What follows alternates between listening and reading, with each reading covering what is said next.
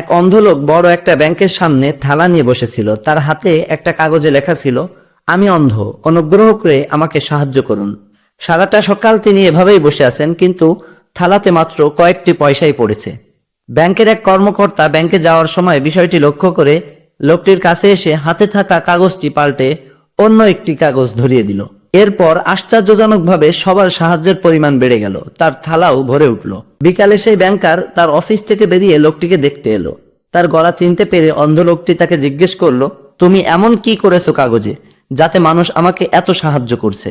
লোকটি বলল, আমিও সত্যটাই লিখেছিলাম, তবে একটু ভিন্নভাবে। আমি লিখেছিলাম, আজ খুব সুন্দর একটি দিন, কিন্তু আমার দুর্ভাগ্য আমি দেখতে পাই না।